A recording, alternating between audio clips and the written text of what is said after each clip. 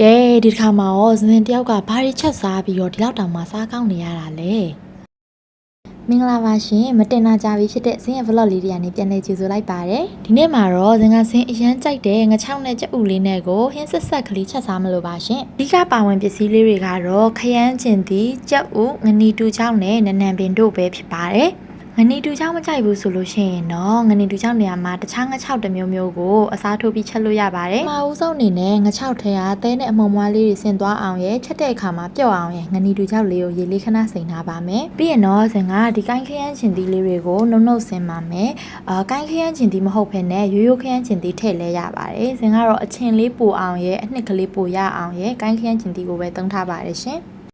ကျင်သီးလေးတွေကိုနှုတ်ဆင်းပြီးသွားပြီဆိုရင်တော့ဇင်တို့ကနနံပင်လေးတွေကိုတေချာလေးတန့်သွားအောင်ရေးဆေးပေးပါမယ်ပြီးရင်တော့ဟင်းနဲ့ထဲမဲ့ကြက်ဥလေးတွေကိုဇင်ကဒီခွက်ထဲကိုတစ်ခါတည်းဖောက်ထည့်ပြီးတော့မှနာလေးခလောက်ပေးထားပါမယ်ရှင်ကျက်ဥလေးခလောက်ပြီးသွားပြီဆိုရင်တော့ဇင်တို့တွေကဇင်ကတော့သပင်စီးပါတယ်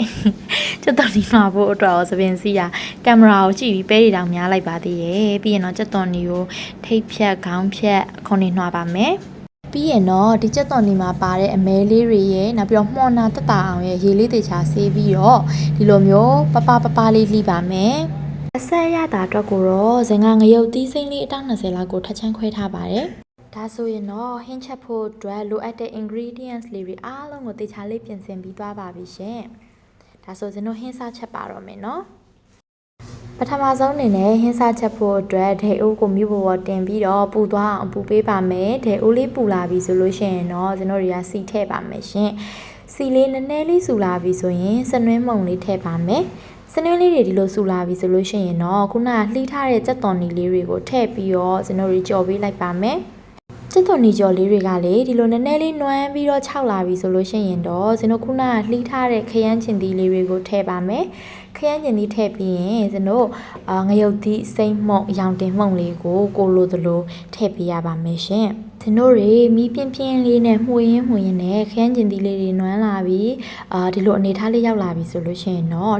ထချမ်းထားတဲ့ငရုတ်သီးစိမ့်လေးတွေရဲ့နနံပင်လေးနည်းနည်းရဲ့ကိုထည့်ပြီးတော့ခရမ်းချင်သီးလေးတွေတော်တော်နွမ်းပြီးကြေသွားတဲ့အထိဇင်တို့တွေဆက်ပြီးမှုပေးပါမယ်နော်ပြင်းလေးနဲ့တည်ထားဖြစ်တဲ့အတွက်ဇင်တို့တွေအိုးမကတ်အောင်သတိထားပေးရပါမယ်။အိုးကတ်သွားရင်ခါသွားမှာမို့လို့ပါရှင်။ပြီးရင်တော့ရေစိမ်ထားတဲ့ငနီတူချောက်ကလေးကိုရေစစ်ပြီးတော့ဇင်တို့တွေထည့်ပေးလိုက်ပါမယ်။ပြီးရင်တော့အိုးလေးကိုဆက်ပြီးမှုပေးပါမယ်ရှင်။အရသာအတွက်ကိုတော့စားနဲ့အချိုးမှုန်လေးကိုလိုသလိုထည့်ပေးရပါမယ်။ငနီတူချောက်လေးထည့်ပြီးတဲ့ဟိုကလေဒီဟင်းကမကြက်သေးပဲနဲ့ဟိုလုံးဝငချောင်းနံလေးကအိုးရှယ်မှုေးပြီးတော့တအိမ်လုံးမှုေးပြန့်နေရောပြီးရင်တော့ရေလေးနည်းနည်းထည့်ပြီးတော့ငနီတူချောက်ကလေးတွေလည်းပျော့သွားအောင်ဟင်းအနှစ်ကလေးတွေလည်းကြေသွားအောင်လို့ခဏတည်ထားပြီးလိုက်ပါမယ်ရှင်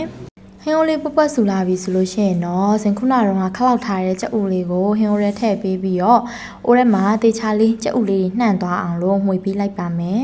အိုးထဲမှာကြက်ဥလေးတွေလည်းတေချာနှံ့သွားပြီဆိုလို့ရှိရင်တော့ရေကိုလိုတလောက်ကလေးထည့်ပြီးတော့ခဏတည်ထားပေးပါမယ်ဟင်းအိုးလေးစူပြီးတော့ကြက်ဥလေးတွေလည်းဒီလိုမျိုးလေးလိမ့်လာပြီဆိုလို့ရှိရင်တော့ကြက်ပါပြီဒါဆိုရင်တော့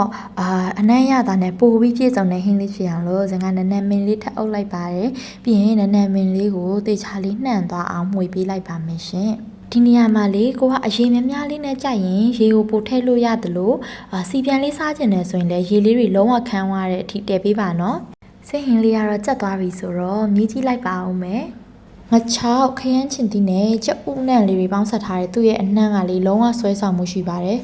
။အိုးသူ့ရဲ့အရသာကလည်းလုံးဝထိမိနဲ့ငန်ဆက်ကလေးလုံးဝရှယ်ပဲ။ဒါဆိုရင်ဇင်းလိုမျိုးငနီတူချောက်ကြိုက်တဲ့သူလေးတွေလည်းငနီတူချောက်ကိုကြော်ယုံတစ်မျိုးတည်းမဟုတ်ဘဲနဲ့ဒီလိုလေးဟင်းချက်စားကြည့်ကြပါနော်။အခုလိုမျိုးဇင်းရဲ့ဗီဒီယိုလေးတွေကိုစုံတဲ့အထိတေချာလေးကြည့်ပြရတဲ့ကျေးဇူးအများကြီးတင်ပါတယ်ရှင်။ဒီထက်ပိုစားလို့ကောင်းတဲ့ဟင်းအသစ်ကလေးတွေလည်းထပ်ပြီးချက်ပါအောင်မယ်။တတား